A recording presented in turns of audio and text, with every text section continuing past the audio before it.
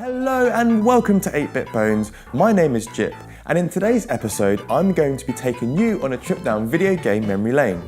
I'm going to be chatting with the rest of the 8BitBones crew about their first video game memory, and later I'm going to be talking about retro video game emulation, picking out some games worth mentioning that I missed growing up. Let's do it.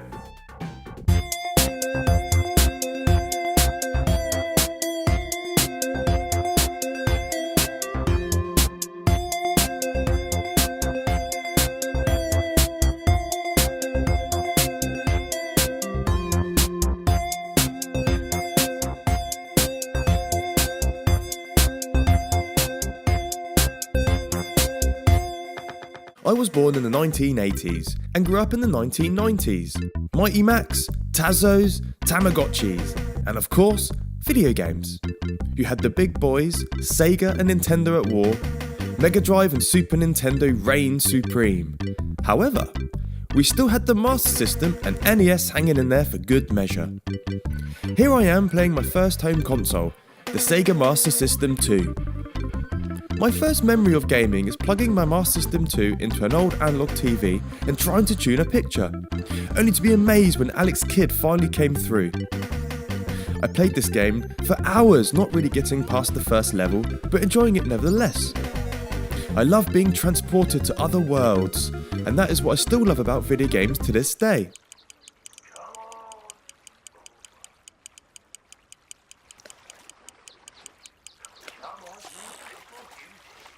Oh, you are one fine fish, my friend. I also remember using a BBC microcomputer at school. Games like Granny's Garden and Pod kept me amused on a Friday after lunch. I asked the rest of the 8BitBones crew to tell me their first video game memory. Okay, so my first video game memory.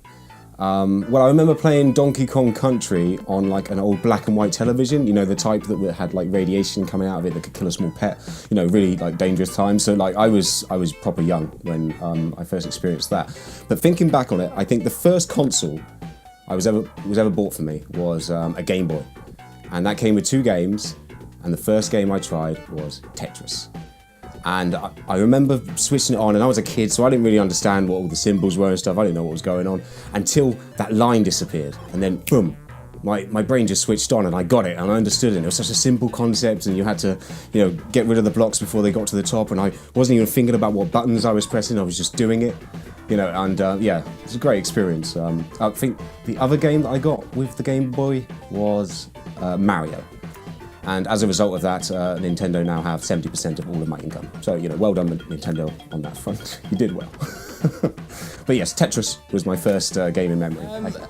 Lots of different games come to mind, really. I've played a lot, and I've been playing for quite a few years. So, you know, Mario Kart on the SNES, the Chip and Dale game, Road Rash, all of those classics. But the one that really sticks in my mind the most is Resident Evil.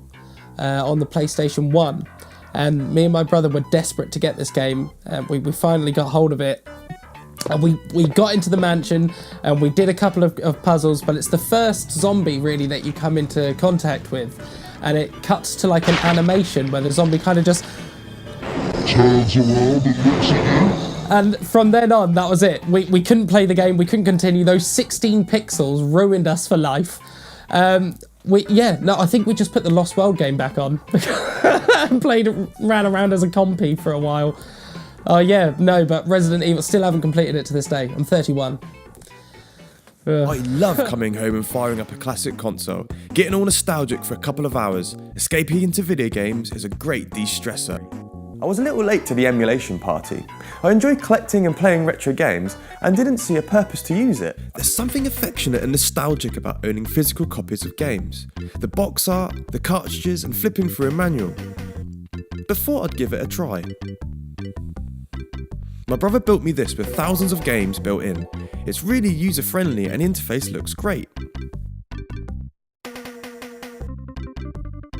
I spent some time going through some games that I'd heard of but never got round to playing, and ones that I missed as a kid but always wanted to play.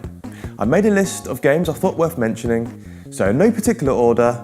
My first game is Discworld, a point-and-click adventure published by Psygnosis for the PlayStation 1. I've always been a big point-and-click adventure fan. the Broken Sword series being one of my favourites. Huh? Who's there?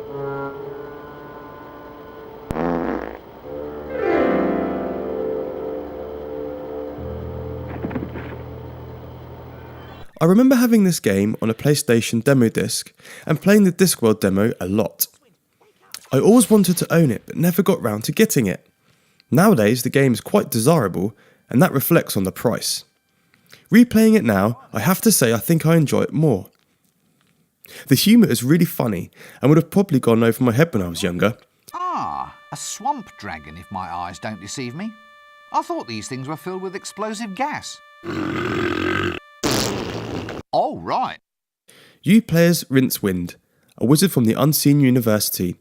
The plot involves a dragon and from the offset you are summoned to handle the situation. Rincewind, voiced by Eric Idle of Monty Python fame, is a great lead character, with lots of other popular British actors such as Tony Robinson and John Pertwee included. I am 100% going to go back and finish this game. Excuse me? I see. I need something in order to take out a book. Toothpaste? Fingers? Gloves? Something in your hand? A dentist? Halitosis? You want some mouthwash? That's it. You want some mouthwash. I'm sorry, but I'm already spoken for. My second game is Monster Party on the NES.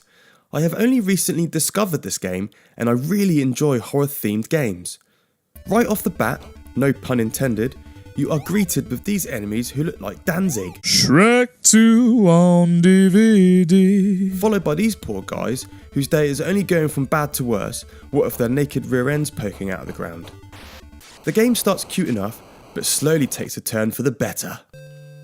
The humour is what sticks out for me, a fun, great looking 8-bit platformer published by Bandai. I really enjoy the homage this game pays to classic horror pop culture. For example, this mini-boss looks like he's straight out of the Little Shop of Horrors. I will most definitely be going back to this game and completing it. Next up, The Adventures of Batman and Robin on the Mega Drive. I'm no stranger to Batman games, I absolutely love them, and when I saw this on the list I had to play it. I wish I knew about this game growing up. The music is on point, the graphics really nice, and the gameplay is solid. This action game uses the run and gun mechanics, because you can collect coloured bat logos and then shoot out the projectiles that represent the colour. It's quite a hard game, but the replayability is ever present. Great games like this are also desirable, and that shows with prices online.